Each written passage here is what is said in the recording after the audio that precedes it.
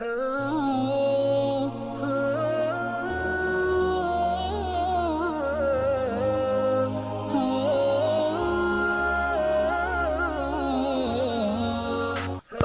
علیکم ورحمۃ اللہ وبرکاتہ۔ محترم سامعین اکرام، ہم نے اپنی پچھلی اسپیچ اور ویڈیو میں یہ بیان کیا تھا کہ حضرت امام مہدی کا ظہور کب ہوگا اور آپ کی علامتیں کیا ہوں گی۔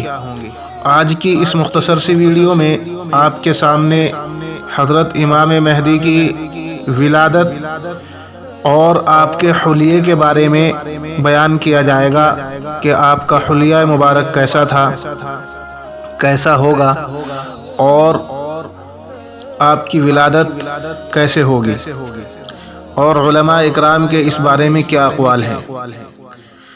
تو ولادت کے بارے میں اہل سنت اور اہل تشیع میں اختلاف ہے، شیعہ حضرات میں اور اہل سنت میں اختلاف ہے۔ اہل سنت کے مطابق امام مہدی کی ولادت ابھی نہیں ہوئی ہے، اور یہ پیدائش آخری زمانے میں قیامت سے کچھ پہلے ہوگی۔ البتہ ان کا تعلق محمد صلی اللہ علیہ وآلہ وسلم کی بیٹی حضرت فاطمۃ الزہرا اور حضرت علی رضی اللہ تعالی عنہ کی نسل سے ہوگا۔ ان کا نام محمد ہوگا اور کنیت محمد صلی اللہ علیہ وسلم کی طرح ابو القاسم ہوگی۔ شیعہ حضرات کے عقائد کے مطابق وہ 15 شعبان سن 256 ہجری کو سامرہ یعنی موجودہ عراق میں پیدا ہوئے ہیں، اور حسن ابن علی عسکری کے بیٹے ہیں، اور والدہ کا نام نرجس یا ملکیہ تھا جو قیصر روم کی نسل سے تھی۔ ان کی پیدائش سے پہلے حاکم وقت نے ان کے قتل کا حکم دے دیا تھا، اس لیے ان کی پیدائش کا زیادہ چرچا نہیں کیا گیا۔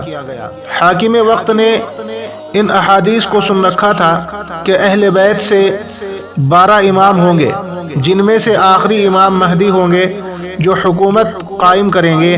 تمام اسلامی فرقے اس بات پر متفق ہیں کہ ان کا نام محمد اور کنیت ابو القاسم ہوگی۔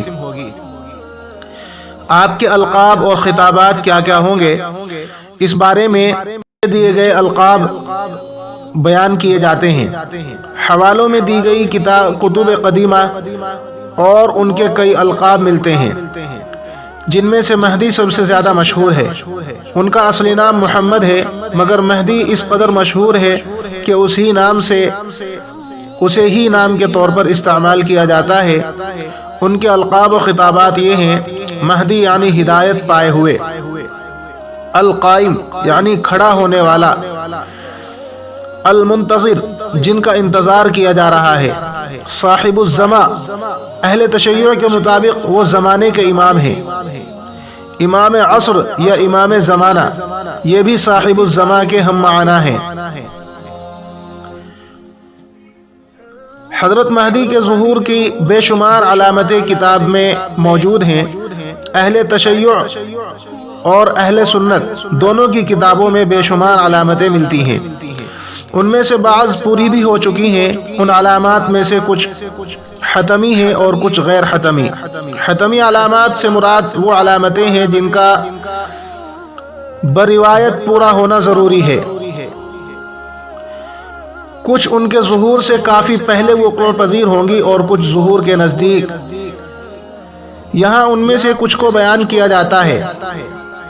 سب سے پہلی علامت کہ دجال کا خروج ہے، جسے مغربی مفکرین نے ضد مسیح کہا ہے، یہ ذکر تورات میں بھی ملتا ہے۔ دوسری علامت مغرب سے سورج کا طلوع ہونا، یعنی زمین کی گردش میں فرق واقع ہونا۔ تیسری علامت قواعد علم نجوم و فلکیات کے برخلاف رمضان کی پہلی رات کو چاند کا گرہن ہونا اور 15 کو سورج کا گرہن ہونا۔ چوتھی علامت سفیانی کا خروج، یہ ابو سفیان کی اولاد میں سے ایک شخص ہوگا اور ماں کی طرف سے بنو کلب سے ہوگا۔ جو بے شمار لوگوں کو قتل کرے گا، اس کا پورا لشکر بیدا کے مقام پر زمین میں دھس جائے گا۔ بیدا مکہ اور مدینے کے درمیان میں ایک جگہ ہے۔ پانچویں علامت، مشرق کی طرف سے ایک عظیم آگ کا 3 یا 7 روز تک جاری رہنا۔ یہ نشانی صحابہ اکرام کے زمانے میں پوری ہو چکی ہے۔ چھٹی علامت، بغداد اور بصرے کا تباہ ہونا اور عراق پر غلے کی پابندی کا لگنا۔ حضرت ابو سعید خدری رضی اللہ تعالیٰ عنہ فرماتے ہیں کہ رسول اللہ صلی اللہ علیہ وسلم نے فرمایا، حضرت مہدی میری اولاد میں سے ہوں گے، روشن اور کشادہ پیشانی، اونچی ناک والے، روئے زمین کو عدل و انصاف سے بھر دیں گے جس طرح وہ ظلم و ستم سے بھری ہوئی تھی۔ وہ 7 برس تک زمین پر برسر اقتدار رہیں گے، یعنی امت کو ان کے دور میں جن امور کی ضرورت ہوگی اور جو چیزیں ان کی کامیابی اور برتری کے لیے ضروری ہوں گی، اور پوری روئے زمین کے مسلمان بے تحاشا قربانیاں دینے کے باوجود محض ان چند چیزوں کے نہ ہونے کی وجہ سے کامیاب نہیں ہو رہے ہوں گے۔ حضرت امام مہدی کو قدرتی طور پر ان کا ادراک ہوگا۔ وہ ان کوتاہیوں کی تلافی اور ان چند مطلوبہ صفات کو بآسانی اپنی کرامت کے لیے مثالی کردار ادا کریں گے۔ چند سالوں میں وہ سب کچھ کر لیں گے جو صدیوں سے مسلمان نہیں کر پا رہے تھے۔ وہ پہلے سے پیدا نہیں ہوئے اور عام انسانوں کی طرح ہی پیدا ہوں گے۔ 40 سال کی عمر میں امت مسلمہ ان کو اپنا قائد بنائے گی۔ ان کے ہاتھ پر بیعت کر کے کفر کے برپا کردہ مظالم کے خلاف وہ عظیم جہاد شروع کرے گی جس کا اختتام عالمی خلافت اسلامی کے قیام پر ہوگا۔ تو دوستو، یہ حضرت امام مہدی کی علامتیں اور ان کا حلیہ ہوگا۔